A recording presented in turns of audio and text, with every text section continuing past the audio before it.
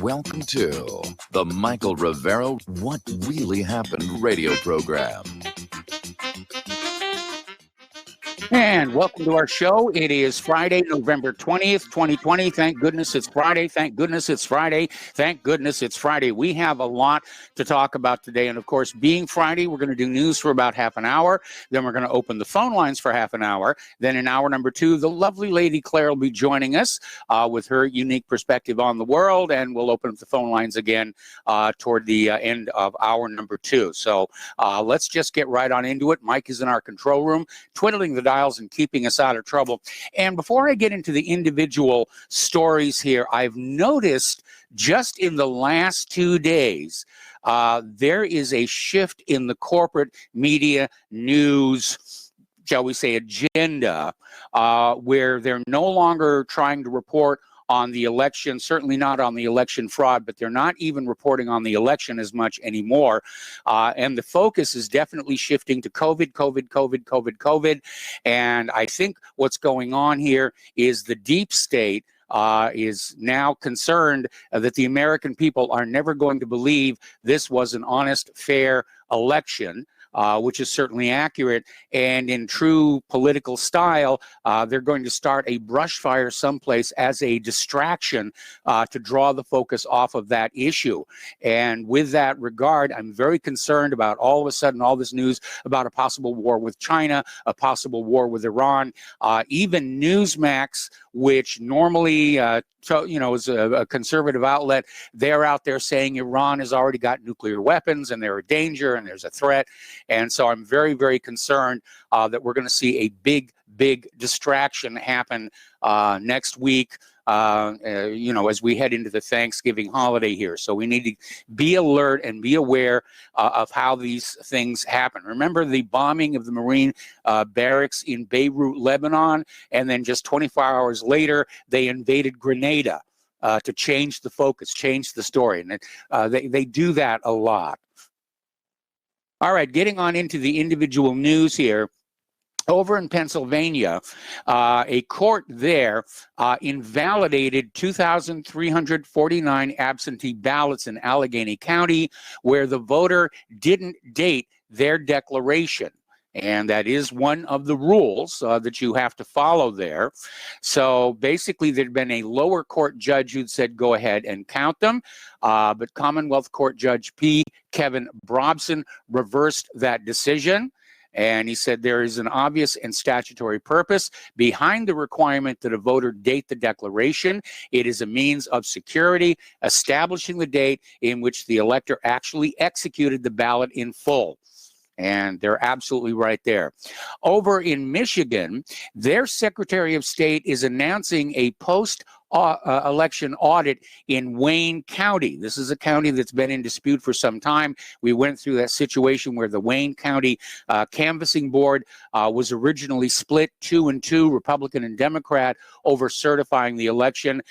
Then the GOP members of that canvassing board reversed their decision and voted to certify. Then they rescinded that and filed affidavits saying that they had been threatened. In one case, their children were being threatened to get them to vote to certify. So basically at this point, Michigan Secretary of State Jocelyn Benson is saying they're going to have a post-election audit. Now, we don't know how well that's going to work on out because as we saw already down in Georgia, if you're rigging the election, you have to rig the recount as well. It's not like you rig the election and then you let the recount proceed normally, and then when it's all over, you say, golly gee shuckies, you caught us, we were trying to steal the election.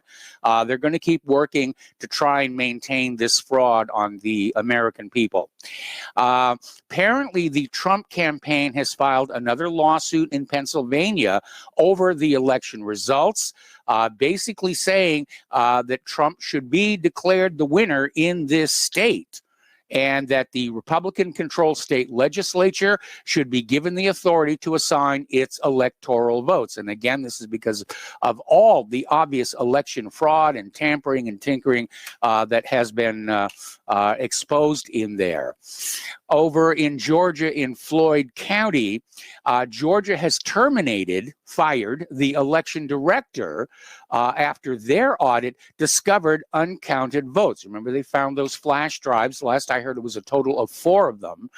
And basically, the discovery of these flash drives sliced Joe Biden's lead. The found votes reportedly favored President Trump 2-1. And so Georgia Secretary of State Brad Raffensperger has called for the elections director to step down. Of course, there are calls for him to step down, but he's going to basically scapegoat the elections director for this mess. Over in Nevada, the Nevada Republican Party has filed yet another lawsuit challenging Nevada's election results, this time asking for a judge to declare Trump the winner of the state's 6 electoral college votes or annul the race entirely. And the lawsuit was filed in Carson City District Court, and it's the latest in a long series of legal challenges brought by Republicans, conservative groups, even private individuals, basically saying that the election in that state was very, very crooked, which we know it was here. Apparently, getting on back to Pennsylvania, there's been yet another statistical analysis showing that roughly 300,000 votes for Joe Biden are suspect. They're questionable, and they need to be looked at. Now, there have been a couple of news conferences here yesterday. Of course, there was the big one with Rudy Giuliani that laid out 9 major points of contention regarding the fraud here.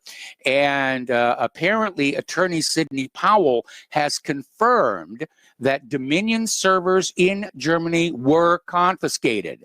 And apparently, this gets back to Skytel, which hosted elections data improperly through Spain. And they were raided by a U.S. Army force. Their servers were seized in Frankfurt. And this was being reported by Representative Louis Gohmert from Texas and basically on Newsmax.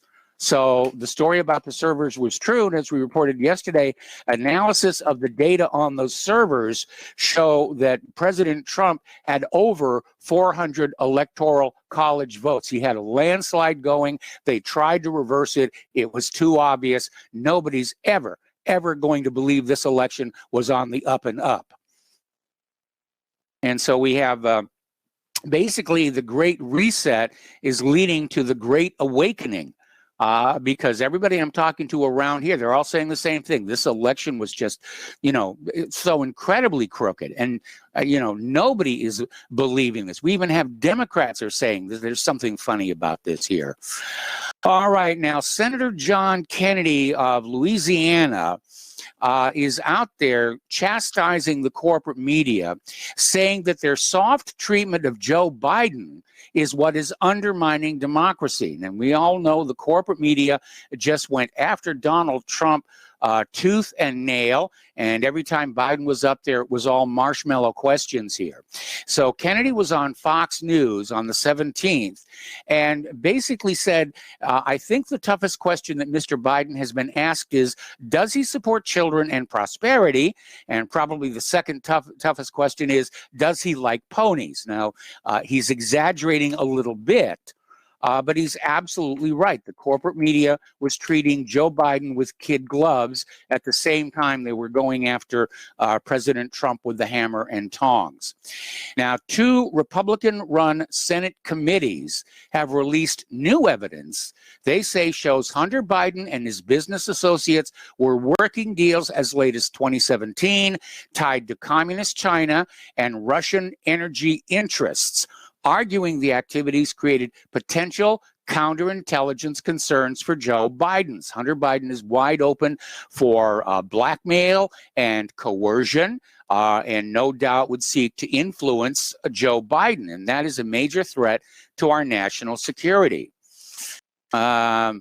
Another little story here from the world of politics, corruption, and election fraud. Apparently, over in Cincinnati, FBI agents arrested Democrat City Councilman P.G. Sittenfeld for accepting bribes in exchange for votes. And this is apparently the 3rd arrest on that city council this year. Politics is a dirty business, and we know that from a long, long time ago. Now, Candace Owens is suing the Facebook fact checkers for defamation. And she says it's time to fact check the fact checkers. Now, my opinion is when you hear the word fact checker, it means officially sanctioned propaganda.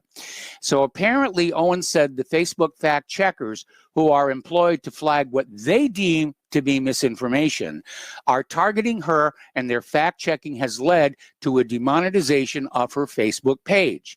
Now, quite literally, a doctor gave his opinion about COVID-19, which Candace shared, and Facebook issued a strike on her account because they said only information that they agree with about COVID-19 was acceptable.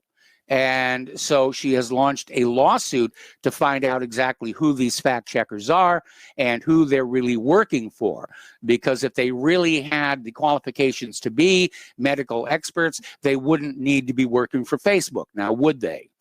Mark Levin, the host of Fox's Life, Liberty, and Levin, has had enough of censorship himself, and he says he will be leaving Facebook very, very shortly.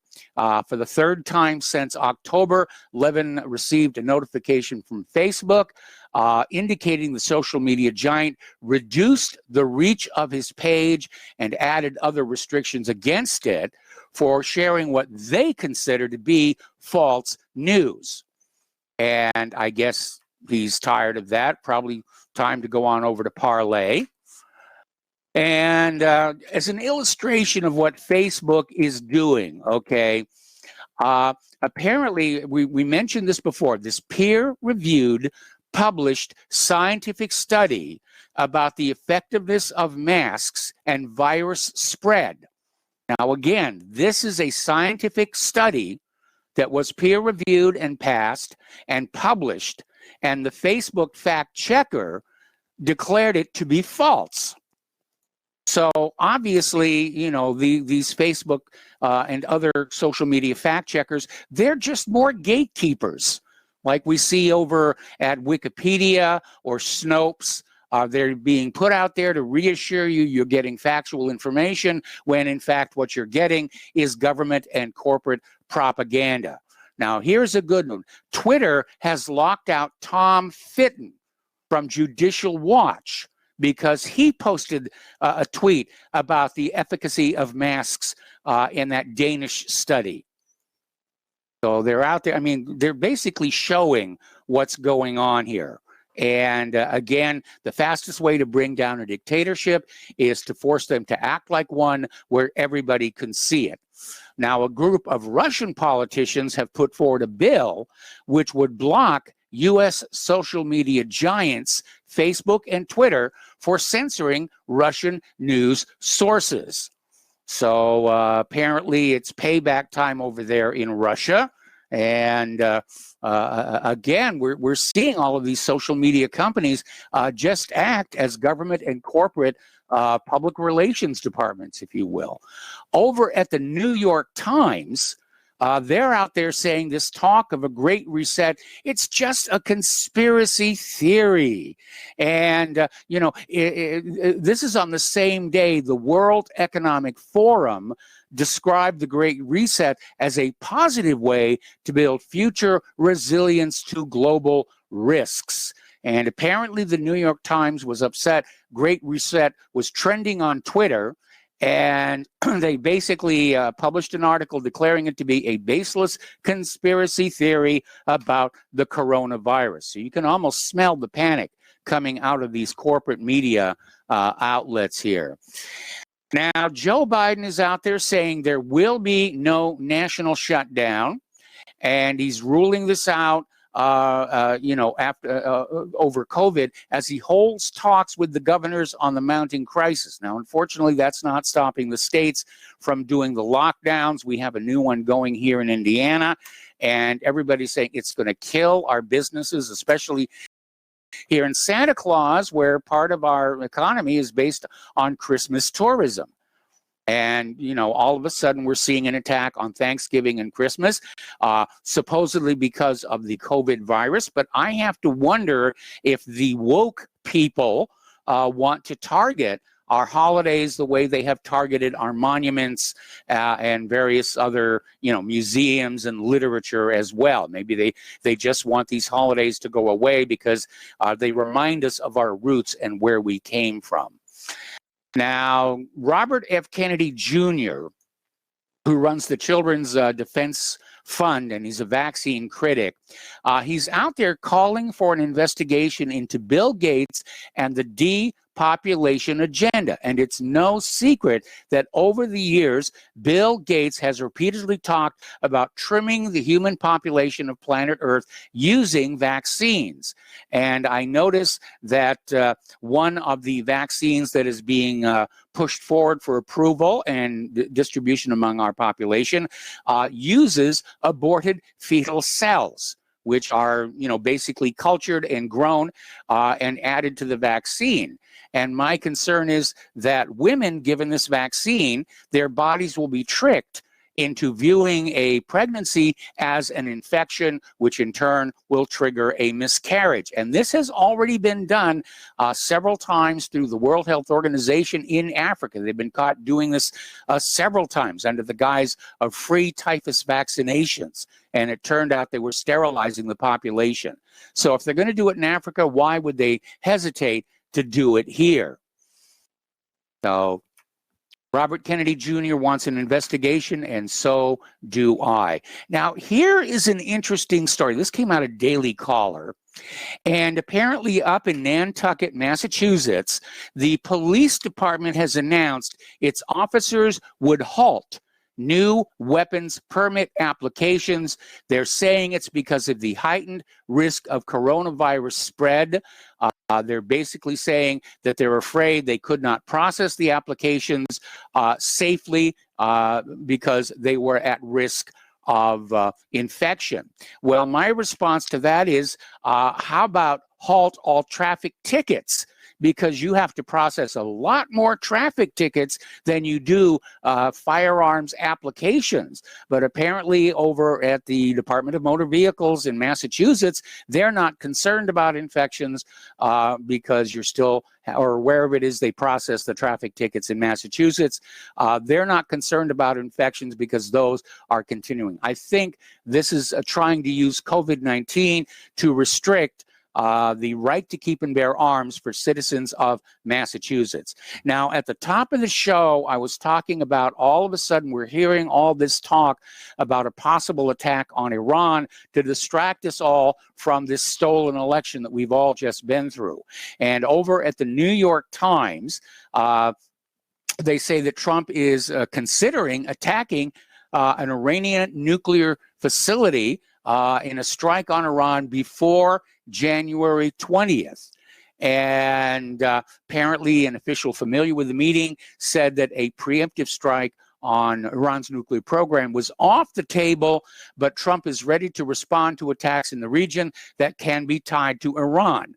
Now, apparently, Trump is saying that any killing of any American that can be tied back to Iran will spark an immediate U.S. response. So get ready for a false flag attack to be blamed on Iran, followed by a major bombing to distract everybody from the stolen election.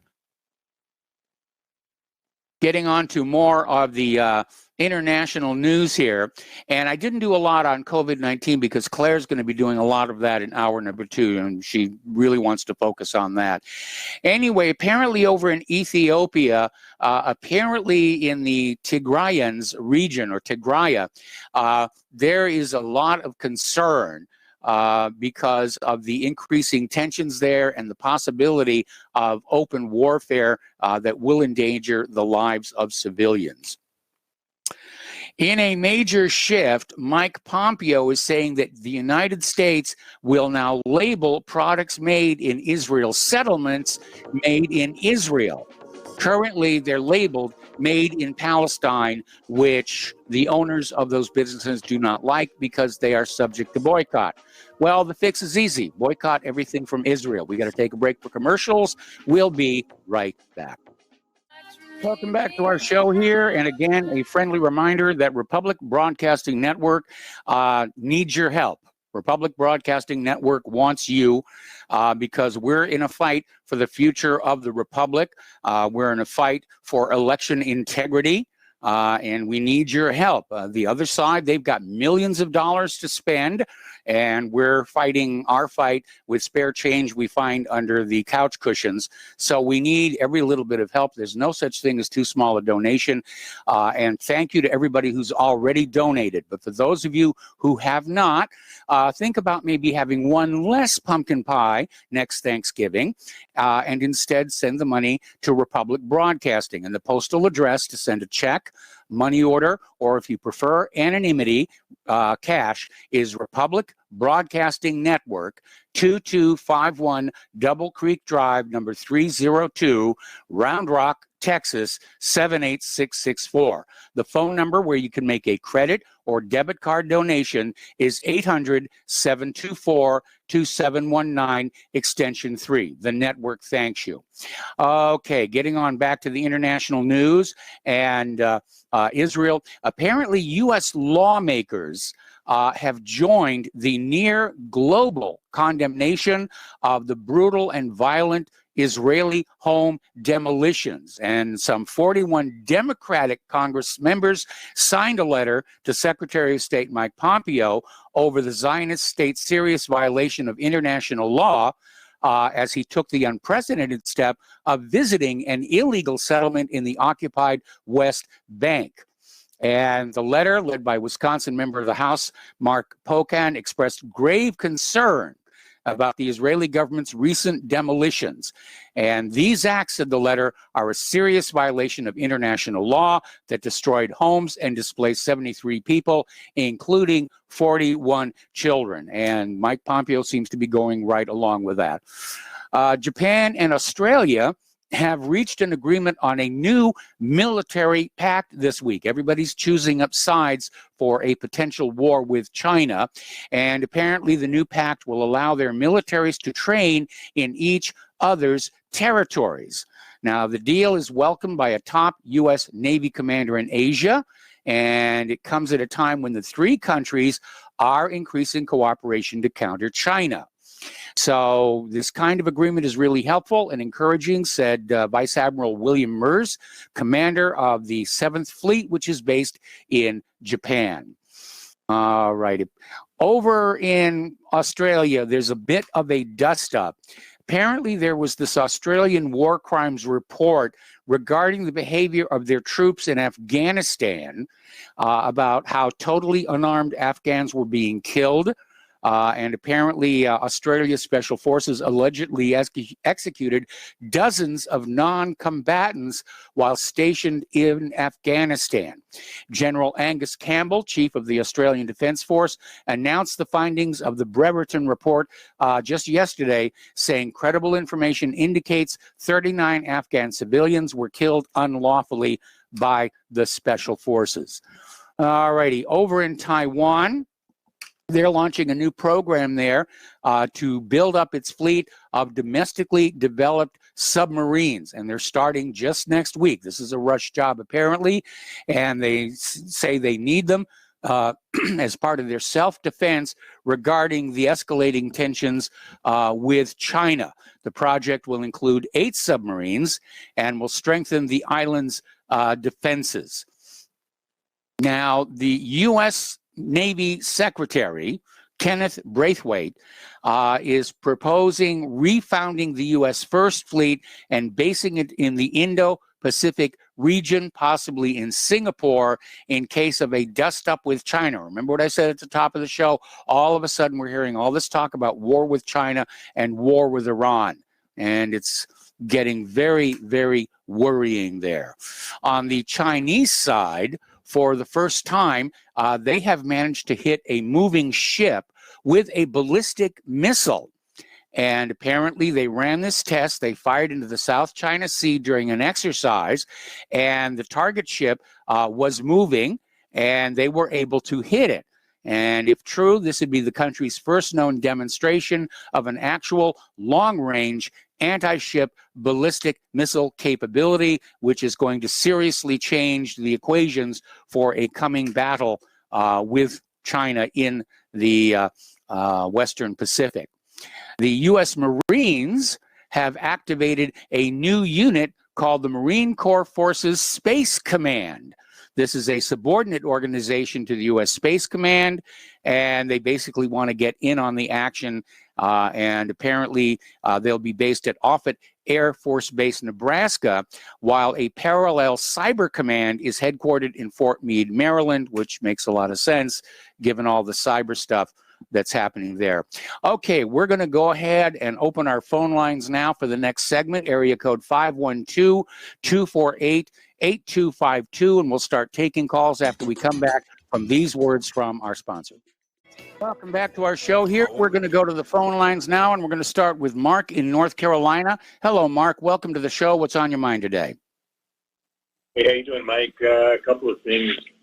One is, of course, the election, which still going, and I think looks to me like we may have reached a turning point now. It looks like what's going on in Wisconsin and Michigan. Yes. And I think I'm not sure what's happening with Georgia. I think this might be starting to turn around towards Trump's favor, and of course, the mainstream corporate criminal media doesn't want to tell you that, No. But the other thing is, just war business is making me nervous. I hope Trump is at least smart enough to understand not to do this, not to get us involved in a war. This could be disastrous, And another thing too, we get into a major war like with China or even with Iran, you're going to need a draft. Can you put the microphone a little closer to your mouth? I'm sorry, I was in the wrong room. You hear me better now? Yeah, much better. Please continue. Yeah. When you look at Iran or China, and a war would probably institute a draft. I think a draft, in some ways, it would be good. I don't want to see a lot of Americans killed, but that's the whole problem. I don't want to see anybody killed. But a draft, I believe, at this time, for some stupid war that nobody wants, would probably be the end of this whole U.S. government, this whole imperial government that we have. Not the Constitution, not the real United States, but an end to this deep state, criminal, imperialist government on both sides of the political aisle. And because there would be such riots, and you would start to see the uniting of the far left and the far right also, because nobody wants these wars. I'm not talking about the Antifa type of left, because they're basically like Al-Qaeda and ISIS. They're basically, I believe, they're, mercenaries of the deep state. Yes. The imperialists. They're Trotskyites, basically. A Trotskyite is a whole different thing than a communist or a socialist. They basically want to continually push revolution. The neocons and the neo-libs are both basically Trotskyites in nature and are led by actual Trotskyites like Bill Kristol. The Lincoln Project, basically Trotskyites. It's a shame. It's a disgrace to call themselves after maybe our greatest president, Abraham Lincoln, okay, and to besmirch his name like that. But I think that, this would cause, a draft. That's, of course, if it's nuclear, all bets are off. We may not have a planet left to have anything anymore. But if it's a conventional war between, let's say, the United States and China, the United States and Russia, even the United States and Iran, you would probably have to have a draft. And that would, like I said, I think the riots and the rebellions would be so bad, and you'd have a uniting of the populist left and right. I think that would be the end of the U.S. government as we know it, and good riddance, because this U.S. government does not stand for the people. It is not based on the Constitution. It's not based on our founding fathers. This is a criminal, imperialistic government, very closely related to the British Empire and their government and the pedophile royal family of Britain. Okay, if you ever go to Lyndon LaRouche and, you know, the LaRouche PAC and some of the people LaRouche, they've explained this for years. I used to think they were just kooks. But the more I look at it now, the more I realize LaRouche was 100% right, what he said. You know, I get that a lot here, you know, from, you know, people who thought I was a kook years ago are now writing in and saying, boy, were you right all along. You better believe it. And when you go to, when you look at what LaRouche said, LaRouche wants the United States and Russia to form an alliance. And I think to fight this globalist New World Order, that would be the best thing. That's what the EU is not our friend. NATO is a globalist military. They're a tool of the globalists. That's all they are. If the U.S. and Russia united against this globalist cabal, that would be it for them. They'd be finished once and for all. The people like Schwab, what's this guy's name? Klaus Schwab. Yes. And others like him that are coming into the United States, Bill Gates, you know, they'd be finished. They'd be rounded up, arrested. George Soros, they'd be rounded up, arrested, and probably either hung or put in front of a firing squad. That's what's needed. And that would be the greatest thing if the U.S. and Russia united. As far as China, I don't trust them, but I don't think they're the ogres that they're made out to be either. No. And Iran, I don't think they're an ogre at all. Iran stands forefront against the New World Order.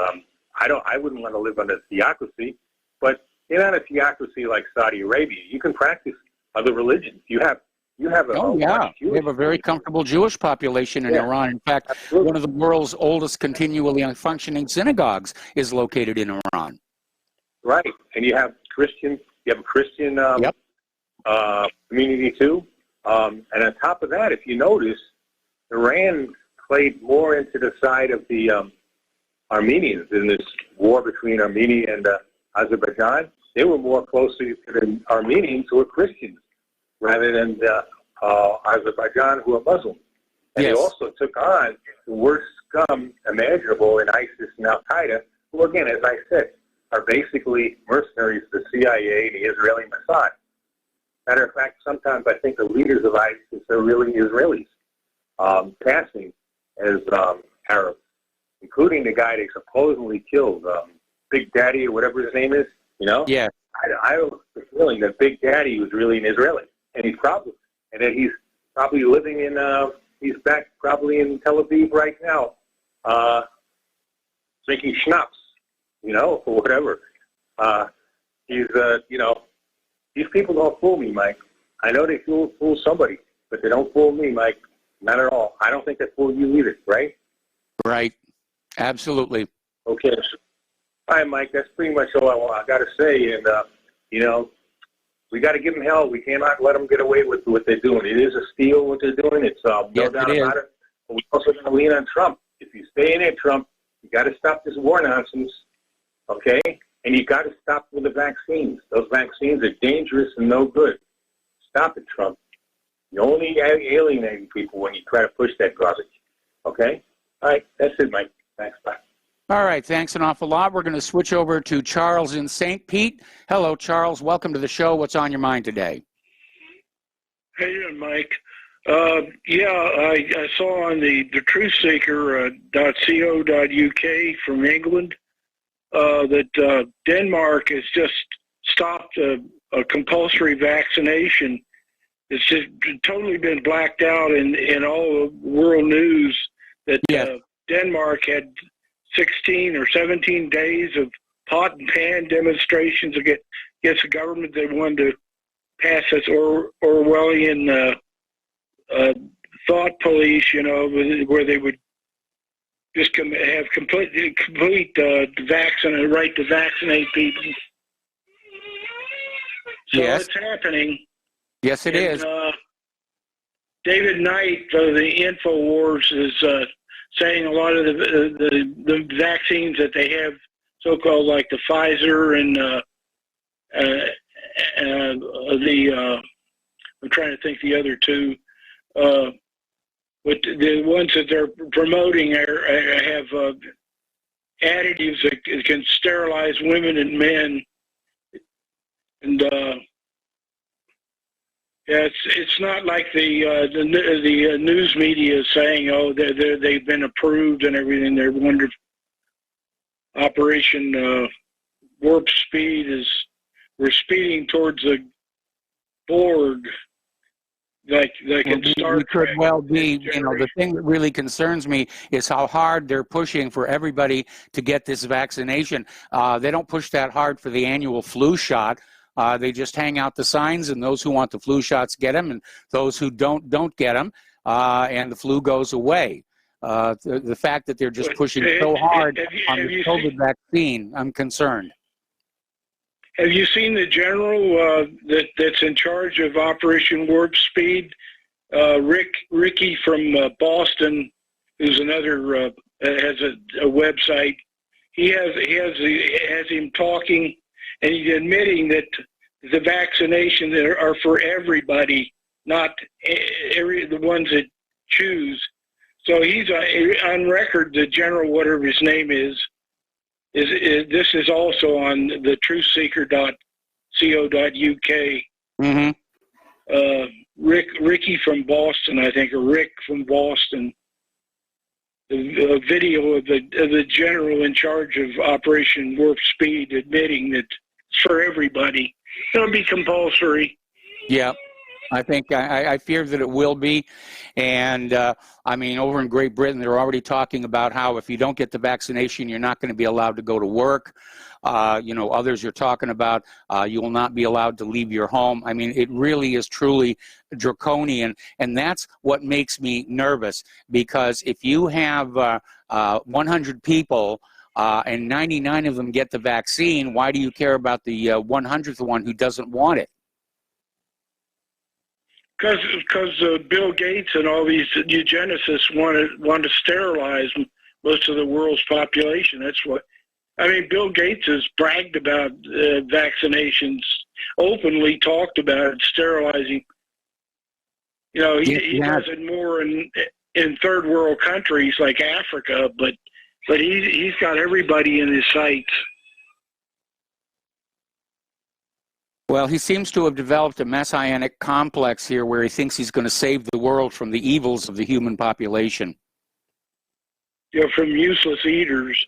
Yes. Okay, that's about what I wanted to talk about, and it's... Okay, well, I appreciate the phone call. Thank you very much here. The phone lines are open, area code 512-248-8252, and I'm aware our video feed has jammed up, but I'm going to wait until the next commercial break to clear that, so you can just keep staring at the little green screen, and but you can listen to the audio here. All right, let's talk about some economic news while we wait for some more callers here. There's this former trader for BNP Paribas. He once pled guilty to rigging foreign exchange benchmarks, and he's now got a new job. It pays him $400 an hour, and he acts as a consultant for investors who are suing banks for foreign exchange manipulations. Quite a nice little job. Now, the trader, Jason Katz, is being hired by Alliance, PIMCO, and a number of other investors who've brought a multi-million-dollar lawsuit against banks that include Citigroup and Barclays in London's High Court. Similar lawsuits have been filed against Bank of America in the Southern District of New York. So I guess he's basically changed sides here. And, of course, he's going to know what to look for in terms of the foreign exchange manipulation. Here's an interesting little story. We're starting to see the corporate media shuffle around. You know, we heard all this talk about AT&T wants to dump CNN. There was talk that Trump might buy it. And then Trump was talking about buying Newsmax. Newsmax said no. The latest development along that one is Verizon is dumping the Huffington Post over to BuzzFeed. And it's an all-stock deal, and they're doing it, they're forming a new content partnership. And apparently Huffington Post has been very unprofitable, and Verizon, which became the owner of Huffington Post when it purchased America Online Yahoo for $4.4 billion, has decided on a new tax, so they're changing that as well. All righty. Now, Mike Pompeo is out there bragging about destroying Iran's economy because the United States is slapping more new sanctions onto Iran. And apparently this took effect on Wednesday.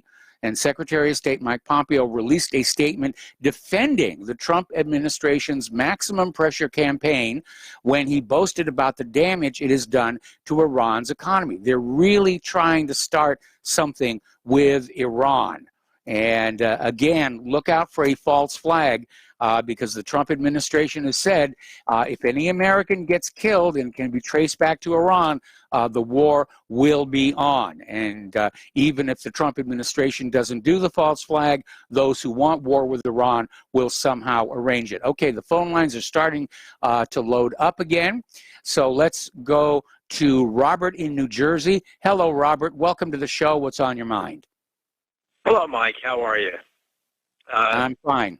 Several years ago, I was involved in selling products to the life science industry and research. And being one of the so-called conspiracy theorists who always questioned everything, it began probably somewhere after 2010.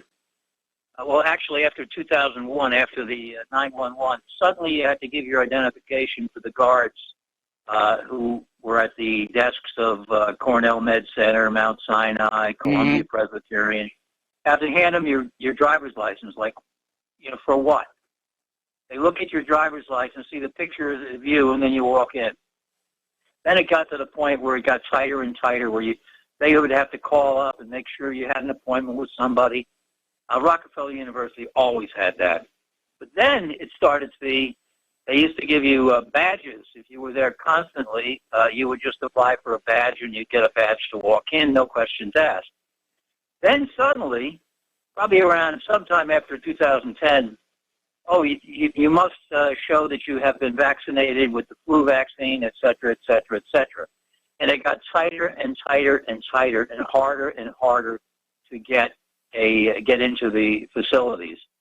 And currently, I've been retired since 2015. I'm talking to some of my old colleagues, and they're saying that practically everything is shut down. Only the two big distributors, Fisher and VWR, have offices at these facilities, so they're allowed in, but any of the other salespeople are not. So we could see it coming that, eventually they were going to demand that to work you would have to have, in essence, the salesman had to have a flu shot. Many went out and got it. I was talking to one who was saying that they're going to demand that we have the vaccine. Yes. Robert, stay on the line. I got to put you on hold. We got to take a break for commercials, and I've got to restart my feed. Welcome back to our show here, and we're talking with Robert in New Jersey, and you were talking about some strange security protocols in a lot of these university research labs, and can you sort of pick up where you left off? Well, some of it was more hype than it was worth, because basically what it was doing is, if you want to do business here, you got to abide by our rules. Yeah. Of course, the major distributors were forced to. But talking to some of the people and the ramifications of these mRNA vaccines with a nanobot tied to it dissolved in a hydrogel, which makes you a walking, incoming and outgoing transmitter. They were saying that, well, if I want to stay in business, I'm probably going to have to get it, because they're already seeing that even if it's not mandatory, they probably will be mandated that they have it before they enter a facility. And I told them to think twice about that, because I was involved not only in, I was a tissue culture expert, showing people how to take a 75 per centimeter flask of material up to mass production, or they're already doing mass production, how to increase it.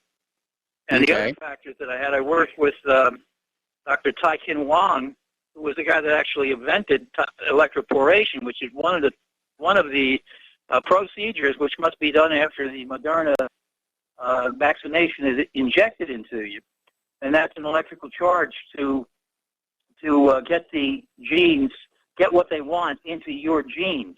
Mm-hmm. But they're also talking about multiple inoculations. Well, you don't always get cell gene expression every time you electroporate, and you do get some cell death. Ty's system was greater cell viability and less cell death, and greater expression of the gene.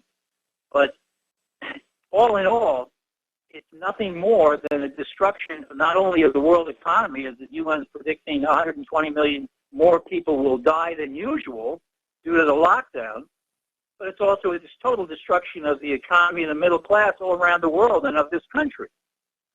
And yet people are marching along with the masks on, which are useless for the protection of you, especially these surgeons' masks. They're useless. But the people have a false sense of security, and they wear the same damn thing all day long, like a petri dish on their face. Yes. That's all I've got to say, Mike. All right. Well, thank you very much here. And we're just about to the music, and we've got 2 more callers waiting on the line that we're going to take their calls. And then we're going to go to the lovely Lady Claire as soon as we come back from our station identification, which we should be just about there. And again, there are so many concerns about vaccines that are not being addressed. All we get from the corporate media is vaccines are safe, that anybody who thinks vaccines aren't safe, it's just a conspiracy theory. And again, it concerns me how hard they are pushing for everybody to have this vaccination. And as I said before, they don't push this hard for like the flu vaccination or anything. And I remember what happened back in 1976 when they made the swine flu vaccine mandatory. And it wound up killing more people than the swine flu did. All right, we're going to take a break for station identification. We're going to come back with 2 phone calls and then the lovely Lady Claire. Welcome back to our show here, hour number 2, and we're going to take a couple more phone calls and then bring on the lovely Lady Claire. So let's go to Mark in New York. Hello, Mark. Welcome to the show. What's on your mind? Hey, Mike. Good to hear your voice. Thanks for having me on the show. And you are sounding better than ever, I must say. Thank you. I'm feeling better than ever. Yeah, and it sounds like it, and and the energy just keeps getting better, and it's great. You just smoke in an hour right off the bat. Boom, hour goes by, and it's great. And it's great. You know, it's something to be thankful for things this coming Thanksgiving, along with other things. Yes, you know? Yes. Claire would agree with you. Look, anyway. Yes. Yeah, anyway, I'll keep it short. I wanted to talk a little bit about typical propaganda from editors on TV talking about the stuff. And then there's something that Tucker said last night that just shocked me, and I'll come back to that. But what USA Today editor, this woman was on, and you can tell and people say you don't listen to it, but I don't listen to the propaganda on the left. And I just pointed out, well, here's one reason. When they mix the popular vote, like millions of votes, you know, it starts out with, you know, he's got a couple of handful here, a handful there. Well, that's what's these counties, it's so close. That's what it's all about. And then they throw in, you know, still we're talking when you're talking 5 million votes. No, that's the popular vote number, which is basically California, like one county's worth of people, one large county's worth of people, like 3 million or something like that, or 5 million. And I was just like, who does this woman, like, look, she works in an office. She can't go in there mixing a popular vote with these individual counties where it's so close and then start throwing in the popular vote. And I'm just saying, there's the propaganda right there from a USA Today editor. Boom. And that's all I'm going to say. I don't need to waste everybody's time with that. But last night, I was listening to Tucker, and at the end, he's like, I wanted to bring on Sydney, and she wouldn't come on, and I'm telling the audience, he's all serious and passionate about bringing her on and getting the evidence out. And I listened to on John, everybody can go back and listen to John Stedmiller's show after he brings on this one clip. He brings on Sydney.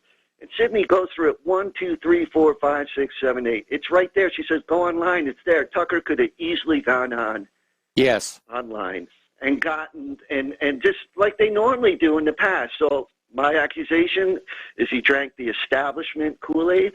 They offered him. He said he's not. Last week he said he's not leaving the station. They offered him more. They offered him more. He's doing some behind the scenes and something else is good. So they bought him off. He drank the Kool-Aid, and now we wanted to bring her on, and all this little. It's undermining, and we know it is. Hear it. I don't think we got to be Rivero Rangers to see that. And you get my point. That's all I'm going to say. Yeah, anyway, well, I was very well, she's right here, and I was very disappointed in Tucker, both because of the way he went after Sidney Powell, and moreover because Tucker has to understand that Sidney Powell cannot reveal the details of the evidence they have without tipping their hand to the opposition. And they now, said when that half a dozen times. Yeah, when they go to trial, there will be the discovery process, at which point, Sidney Powell and Rudy Giuliani are going to have to basically put all their cards on the table. And at that point, the defense can deal with it. But to give it out early just gives an advantage to the opposition. And Tucker should be smart enough to know that. Yes, that's where I say he is.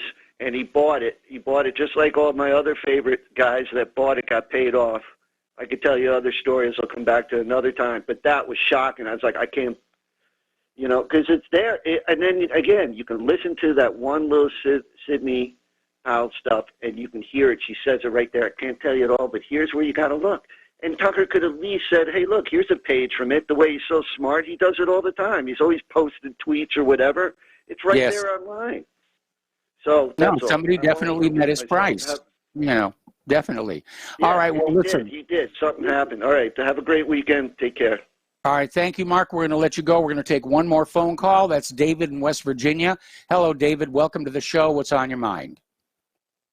Well, actually, two things from your page today.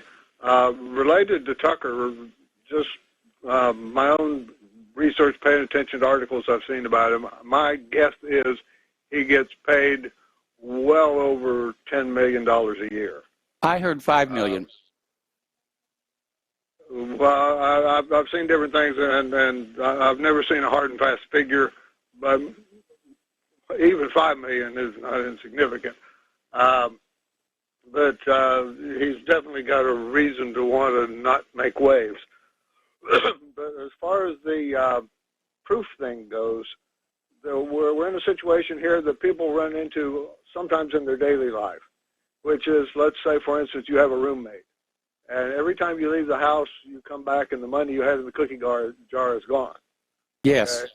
Now, has anybody else been in the house? No. Well, it's pretty obvious that your roommate took the money. Yes. Can you prove it? Well, I'd be installing security cameras myself.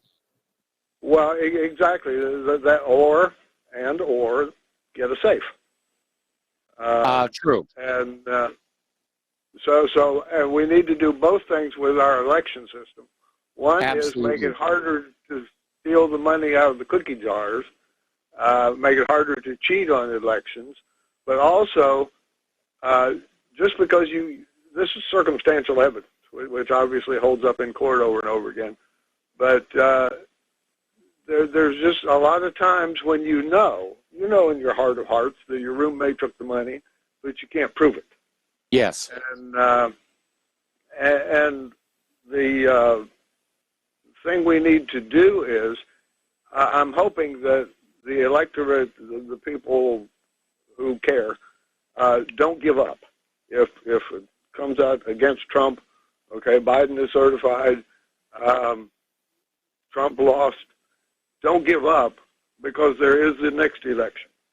And we need to work on systems not only that are more secure, and if we have to go back to a number 2 pencil and paper ballots, then I would agree on that one. The problem is, if the vote stealers get away with it this time, they'll make sure that all future elections are under their control.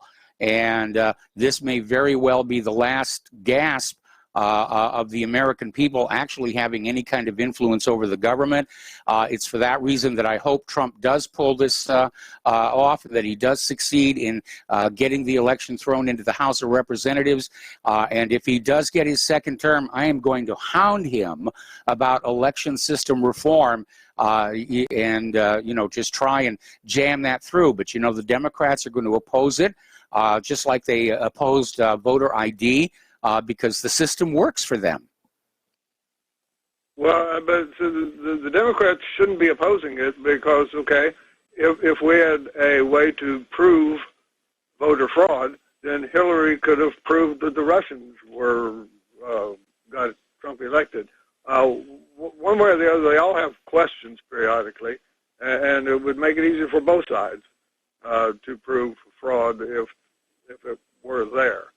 Well, I'm sure both sides have the same attitude that Henry Kissinger had. The issues are too important to let the voters decide. Well, I've heard that quote kind of related to South America. I think it was that something Chile. Too important to let democracy get in the way. The other thing is I wanted to point out a funny little article on your page today about the BDS movement. Yes. And the funny thing is, now, I don't know how many people pay attention to this, but if you read that article that you've got linked on your page today, go down that article, look at all the people that are accused now of anti-Semitism for supporting BDS.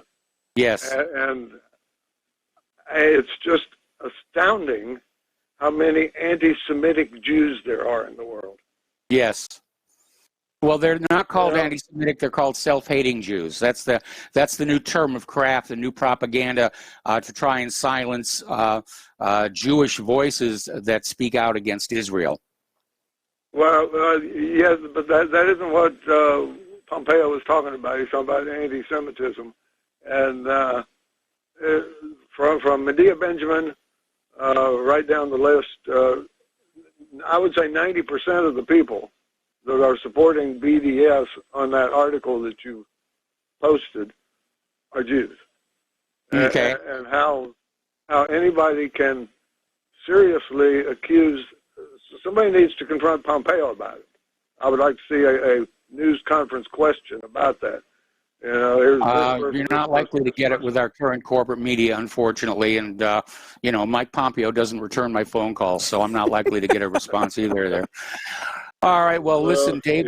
He won't return mine either. It's good talking to you. Yeah, well, what can I tell you? All right, thanks an awful lot. We're closing the phone lines now, and for those of you watching on YouTube, this gorgeous creature sitting next to me is the lovely Lady Claire. And Claire, what do you have for us today? Well, I want to talk a bit about the virus and the rising up anti-lockdown protests, which are spreading like wildfire across Europe. Now, this comes to us from via offguardian.org. And I have found this particular iteration, if you will, of The Guardian to be not quite as in the very liberal camp as its mother or father, if you will, theguardian.co.uk. And apparently there have been a lot of pushbacks because governments have very enthusiastically embraced their totalitarian side and given themselves sweeping new emergency powers along with new lockdown measures. Now, the public is not exactly willing to go along gentle into that good night, as the old poem says. And they are beginning to rebel against the seemingly arbitrary limitations which are not supported, Mike, either by science or common sense. And protests have taken place all over the continent. Now, what I want to know, Mike, please, is the hard science behind these governmental choices. And right now, I can't see any. I'd like your thoughts on this. Well, we know that those voices who are speaking out saying that masks don't work are being silenced. Yeah. Twitter basically shut down Tom Fitton over at Judicial Watch for posting a link to that Danish study that said the masks absolutely have no effect. And we know that the weave on those masks is very large compared to the virus particle. It's like trying to stop mosquitoes with a chain link fence. And we've had a lot of other studies that say social distancing really doesn't have much of an effect. But all of these are being silenced to push this agenda of keeping everybody apart, keeping everybody in masks, which is kind of a modern, burqa or veil, if you will, to sort of depersonalize us, take away our identities. And I think it's as much to keep us from talking to each other about what's going on here, so that everybody's going to go to social media to communicate with each other. And of course, social media is being totally filtered now, so that if you say the wrong thing, the message gets lost. It doesn't get on all through. It's like a modern day thought police. Yeah. And the lockdowns on our seniors here in the U.S. have been nothing less than brutal. It is cruel. And I just found out last weekend a 92-year-old family relation had a fall, and she broke her hip, fractured it. Now, she hasn't been able to see her adult kids in over 4 months. And, that's insane. And I would like to know, with this family relation, what was the distance between the time she actually fell and the time she was able to get care? I have to wonder about that, but I'm betting you something. It wasn't immediate, Mike. It wasn't the second she fell she got care. No, I would definitely say that's likely. I remember, when I was in that nursing facility learning how to walk all over again, it could sometimes be 5-10 minutes from when I pressed that button to when somebody actually showed up. Sometimes they didn't show up at all. Yeah, and I've got to wonder, it almost feels like there is a war on the most fragile of our seasoned citizens to prevent them from continuing to live. Why was it that so many COVID cases in so many states wound up in nursing homes when they knew the virus was just rampantly contagious and that it was older people who were getting hit by it the hardest? Those with comorbidities. Yeah. And I have to wonder. I really do. I would certainly like to see. It fits in with the population reduction eugenics agenda. Oh, yeah. And let's get on to international business. Let's do that. China. Now, this is Pepe Escobar, and it comes to us from Zero Hedge. Now, when this gentleman has something to say, I suggest you read it. It comes to us via the Asia Times.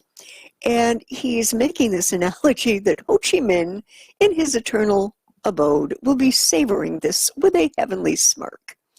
Vietnam was the virtual host as the 10 ASEAN nations, plus China, Japan, South Korea, Australia, and New Zealand, signed the RCEP, the Regional Comprehensive Economic Partnership, on the final day of the ASEAN Summit.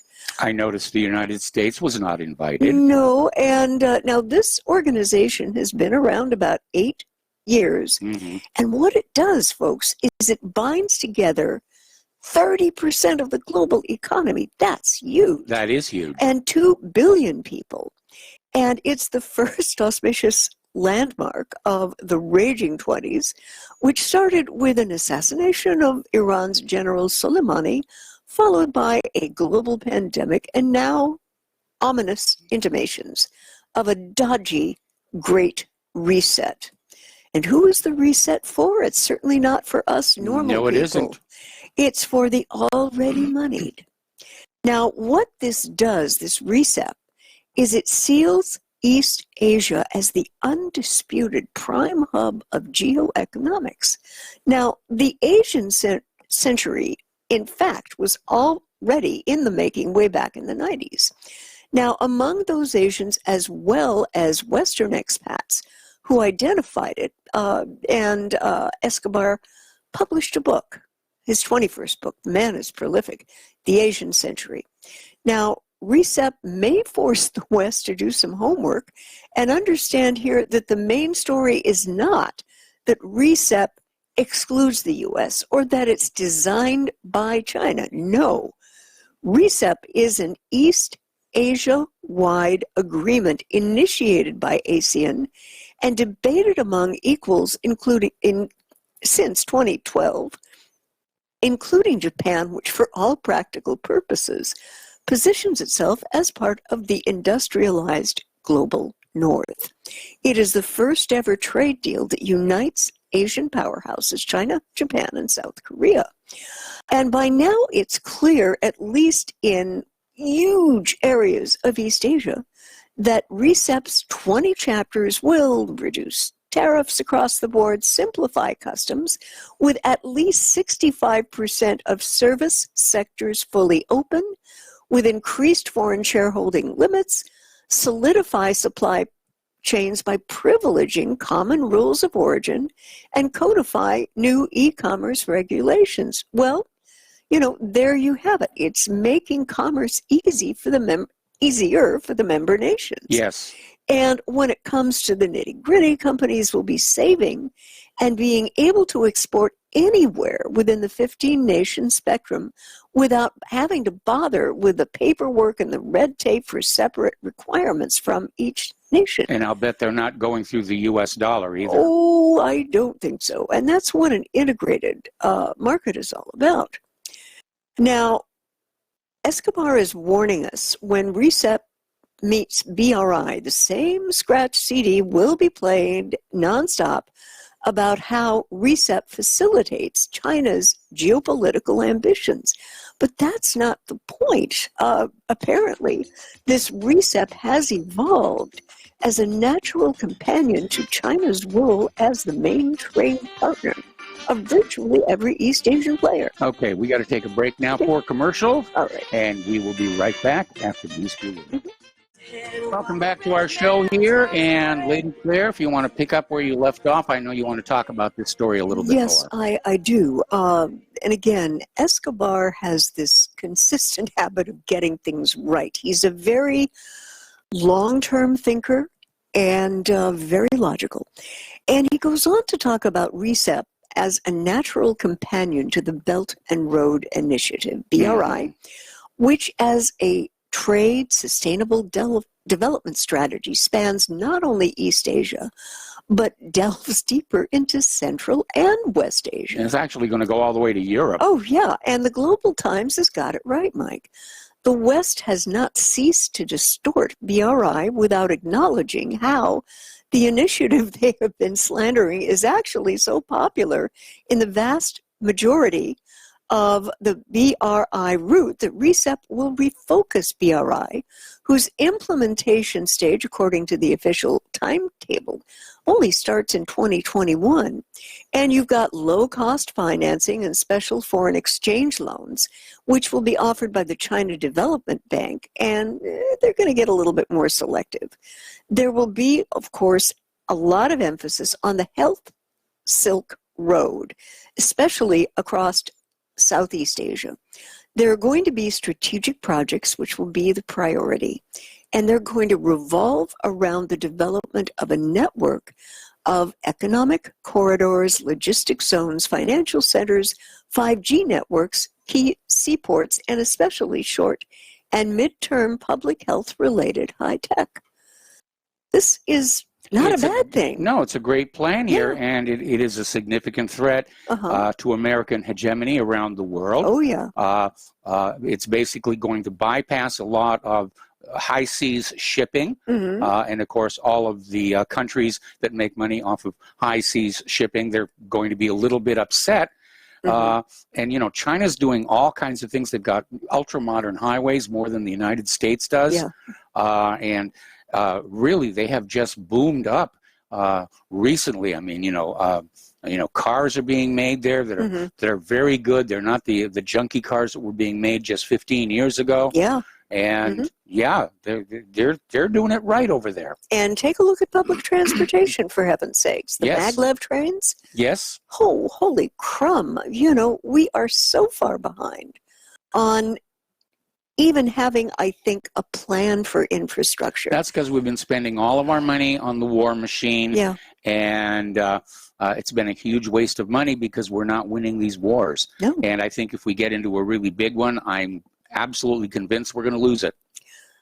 Mike, I think you are correct in that assessment. And whoever winds up as president, I would like to strongly caution them to look at where the money has gone, to take a good, doggone hard look as where the money has gone, and just look at the cost-benefit ratio. I mean, you know, if you do that and you realize what an horrific loss this has been, not only in money, but blood as well. I mean, you've got soldiers and veterans coming back that are in desperate straits. Yes. Desperate straits. And I get it. Having a good defense is something that countries need, but they should also, and this very much in my mind includes the United States, find ways. We have a good defense. It's called the nuclear missile forces. We don't need to be building and sending naval battle groups into other people's ports to demand that they configure their economies to serve American business interests. Yeah. Because that's exactly what they're doing. If all we really were concerned about was not allowing other countries to attack us, we can just rely on those nuclear missiles, and that's all we need. Yeah, absolutely. And I believe that there's, no matter who winds up taking the oath of office, I think there's going to be a conversation in January, late January, about potentially bringing back the draft. I'm sure that there will be, especially if they're launching wars against both Iran and China, because I think inevitably that will be the line that will draw Russia in on the other side. And we're really going to be going at it. And ultimately, we could see the use of nuclear weapons by both sides. Yeah. Now, I would like to see a far less muscular U.S. foreign policy that includes and invites and encourages and gives incentives for people to want to do business with us, not at the point of a gun. Yeah, I would agree with you, but you know, that's very, very hard to do, as opposed to simply, you know, going on in with the guns and saying, do what we tell you.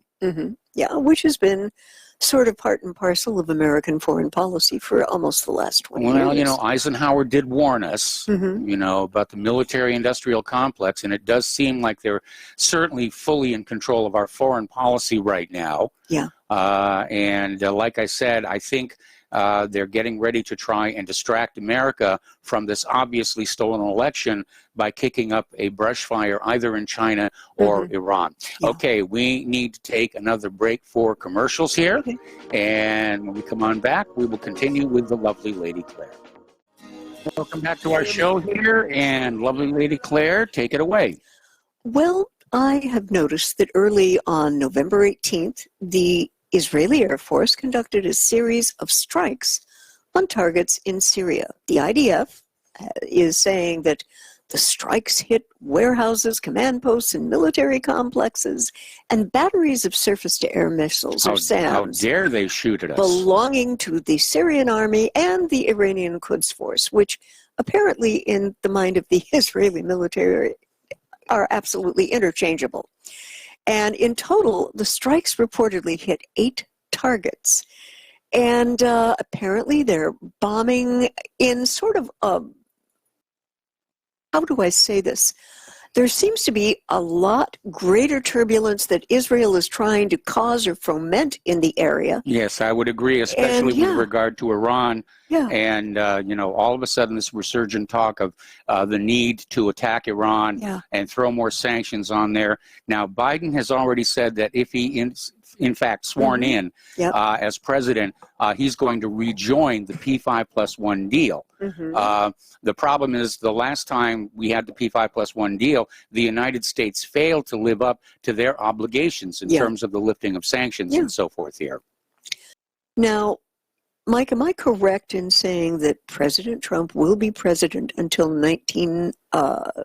January 2021. Yeah, technically 20th. Yes, that's the handoff. Do you believe that Trump will leave office without bombing Iran? What is your current read of what's going on My current here? read is that there's going to be an attack on Iran, not so much to help Donald Trump, but again, I think the deep state is desperate for something to distract the American people from this very obviously stolen election, and war with Iran would certainly fit that bill. Yeah, because I'm looking at that and I'm thinking, just because something is one of the most ham-fistedly, pig-headedly foolish things the U.S. government could do is utterly no guarantee that it's not going to do it. Well, that's certainly true. Yeah, and it puts U.S. troops in Iraq in a world of hurt, as well as other U.S. forces stationed in other places in the Middle East. And, you know, I am hopeful that he's not going to do this. But I'm looking at the very American celebration we have next week, which is Thanksgiving. Mike, my nervous star is just pinging like crazy. Well, you know, the fact of the matter is that the upper leadership of this country does not care about the individual soldiers on the ground. Yeah. They're willing to basically trade their lives for political gain. We saw that with Franklin Roosevelt at Pearl Harbor. He goaded the Japanese into the attack. He withheld news of the coming attack from Admiral Kimmel and General Short, and basically told America it was a surprise attack to get us all riled up for war against Japan. Yeah. And, you know, given the fact that Trump has already stated that if any American is killed in an attack that can trace back to Iran, he will launch an attack. Even if he doesn't pull a false flag, certainly the war hawks who want a war with Iran will. Where is Netanyahu, the Israeli prime minister, positioned in all this? Well, obviously he's located there in the Middle East, and he certainly has assets all around there where he could set off the false flag himself. Because Israel has wanted Iran to be destroyed, for like 30 years. They've been screaming, Iran is building nuclear weapons. Iran will have a nuclear bomb in 6 months. And of course, it hasn't happened yet. And all the inspections of Iran have shown that Iran's nuclear activities have been confined to the limits imposed by the Nuclear Non-Proliferation Treaty. And so now they're looking for some other reason to strike at Iran and remove it as a regional competitor for Israel. Yeah. And that's what kills me here, because it's not that Iran is an existential threat. It's an economic threat. That's exactly the issue. Iran has a lot of influence in the Middle East. They are, before the sanctions, they were an economic powerhouse. And Israel basically wants them gone. Israel elevates itself by destroying all competitors around it. That's a bad habit the United States seems to have picked up over the years. Yeah, not good, not good. I'd like to go back to the COVID-19 issues, and this again comes to us from Zero Hedge. And the title of this article is, "We Need to Protect the Free Speech of Dissident Doctors." Now, it was authored by someone with the nom de plume, if you will, the COVID physician, via thecritic.co.uk. And it talks about liberty, the right to be free from torture, inhumane, and ill treatment, the prohibition of servitude, the right to liberty and security of person, the right to a fair trial, freedom of expression, freedom of thought, conscience, and religion, and the right to privacy and a family life, and freedom from discrimination and policing by consent are also pre-COVID-19. And it goes on to talk about the governmental response to the COVID pandemic has fundamentally, just absolutely assassinated these human rights. Yes, they have. Knocked them right over. Absolutely. And they describe some of these people as Weasley COVID marshals in high visibility vests are now barking aggressively to tell me, stand at the back and cover your nose. And this author is saying, I've tried to stop resisting or placate them with something approximating reason. I have stopped trying to reassure them that I am a doctor. This person is actually a medical MD. Their brows furrow. A dissident doctor is either not really a doctor or the worst kind of scum. And he talks about we live in a very bizarre world where minority activists campaign for commercial euthanasia, a world in which a select number of elected and unelected individuals dictate that 100% of us are not allowed the liberty of taking the 0.6% risk of a cost-free natural death from a respiratory illness, a very common terminal event with older people, at an average of 82 years old. Now, Mike, this strikes this author as utter insanity. Yes. While younger, fitter people commit suicide at rising rates under repressive lockdown restrictions, economies collapse, and other debilitating diseases continue to crush, kill, and incapacitate the other 99.94%.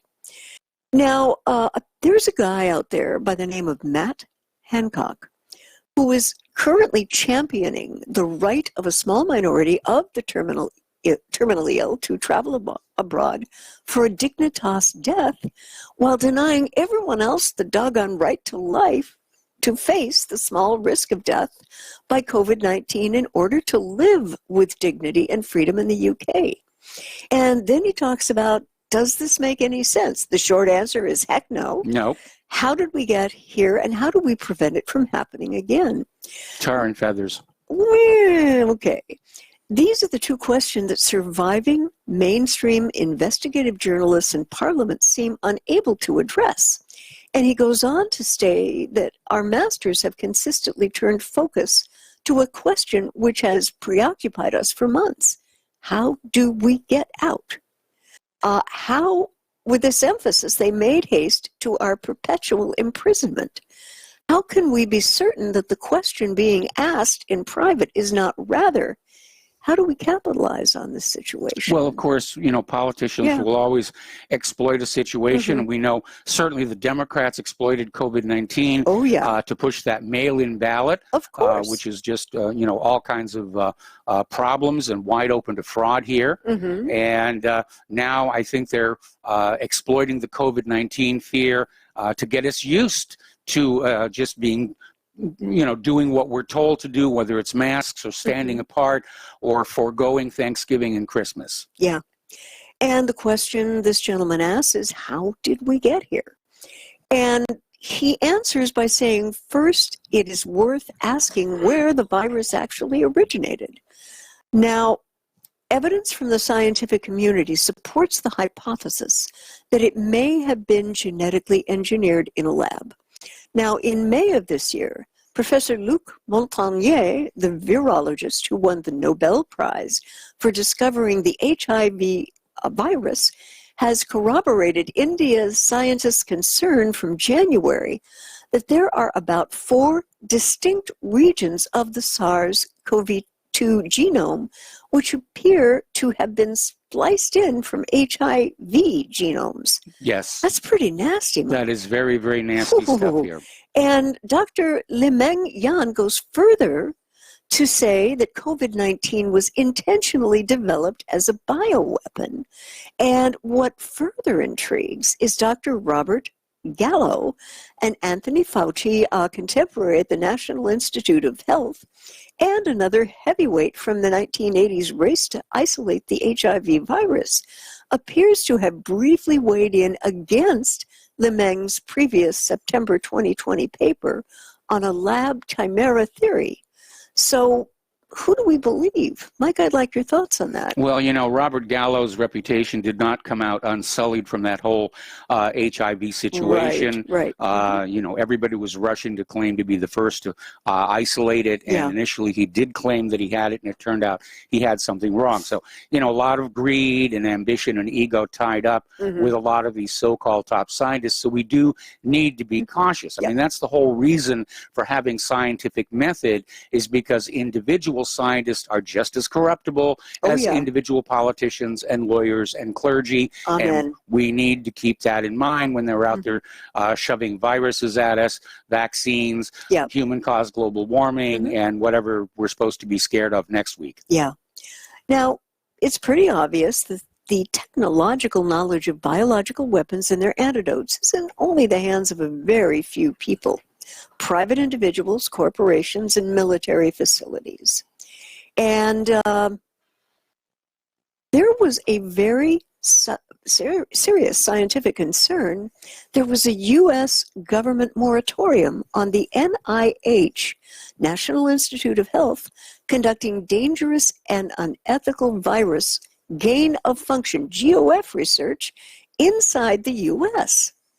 And the U.S. has continued to fund coronavirus research at the Wuhan BSL-4 lab in China in that moratorium period of 2014 to 2017, Mike. Well, that's definitely the smoking gun. That's a head scratcher.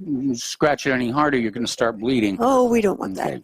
GOF research increases the danger of and weaponizes viruses. Another thing our listeners need to know about, I think, is that funding for this comes, ironically enough, wait for it, from Professor Anthony Fauci's National Institute of Health and the National Institute of Allergy and Infectious Diseases. Also, the U.S. has funded and supported virological research with inter alia China for over 15 years.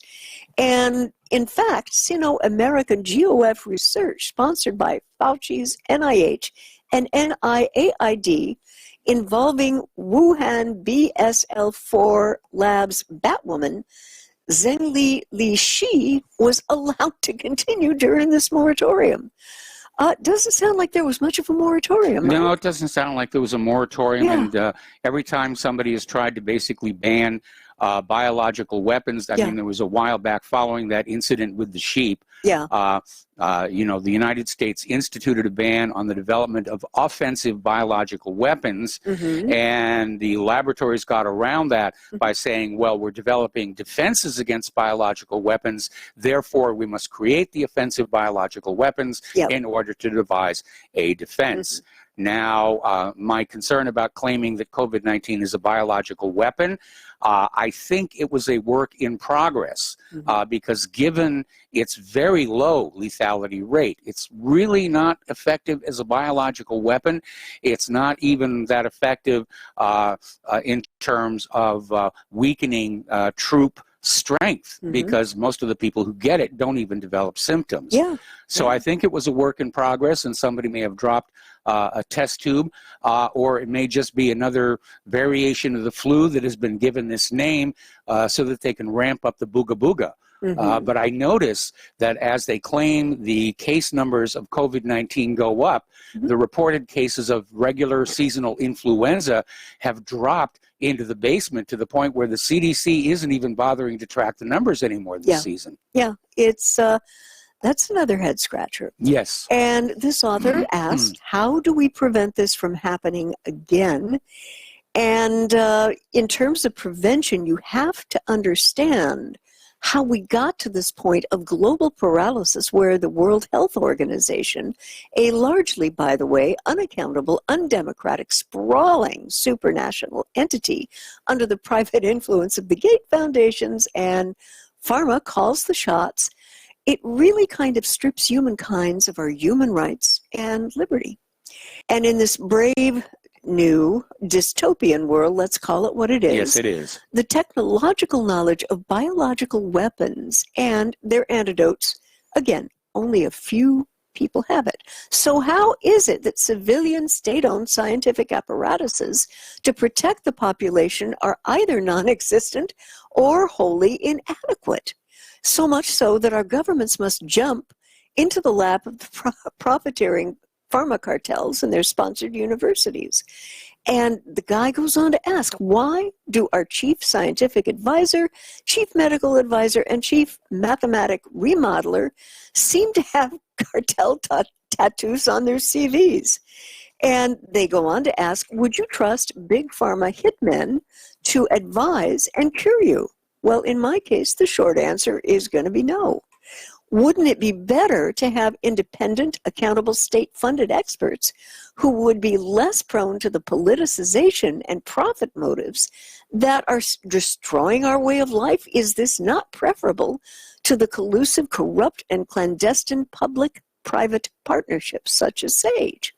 Now, even the establishment of BMJ's executive editor has belatedly come around to express serious concern about the politicization, corruption, and suppression of science. And Mike, that's just what it runs down to. It really does. I mean, the best way to make money in the medical industry is to keep everybody sick. And maybe that's what COVID-19 was really all about. Anyway, we have to take a break for our last commercial break. And when we come on back, we're going to take a phone call. And so stay tuned. And don't you get... Welcome back to our show here, the last segment of our program today on this Powhana Friday, and we're going to go back to the phones to Tony in New York. Hello, Tony. Welcome to the show. What's on your mind today? Hi, Mike. Hi, Claire. I hope you guys are doing well. We are. I just wanted to let you know that I figured out the coronavirus. You had mentioned that it was maybe, it was an error, but I think it was designed to sell vaccines to everybody from the start. It kills old people a little bit quicker. It kills old people a little bit quicker and leaves the working population perfectly healthy, but vaccinated so that they get chronic illnesses like a lot of vaccines gives you, eczema, asthma, all kinds of things that just last and linger forever. Irritable bowel, where you're taking medication for years and years and years if you get it as a 21-year-old man. Also, it could be built around the PCR test that can pick up a molecule of RNA from anybody that bumped someone that had COVID. It's not contagious or even enough to make them sick, but allows them to have a positive test result. Del Bigtree from I Can Decide played a clip of Anthony Fauci a few years ago saying that the PCR test is difficult for doctors when their patients come in and they have a PCR test that's been run 33 cycles or 30 cycles. He says it's useless because there's just some dead nucleotides in their nose. Well, the guy who invented the PCR, and he won the Nobel Prize for it, but the guy who invented PCR said it's not intended to be used as a diagnostic test. That's right. Mr. Mullins, Kerry Mullins, I think his name was. Yes. And it was supposed to be used for forensic science because it could pick up tiny little things and amplify them through the roof. So imagine, if you will, that everybody in America got tested for cancer, that if they could find one cancer cell in their body, that they were diagnosed as having a case of cancer. Yes. And then there was this huge craze for the latest cancer vaccine, and the numbers of deaths are only slightly higher because only older people are dying from it. And like the German health minister said, the only people dying of COVID in Germany would have died this year anyway. But imagine you could sell it to every government saying, all right, we're going to kill off your seniors a year quicker. That'll save you billions and billions of dollars.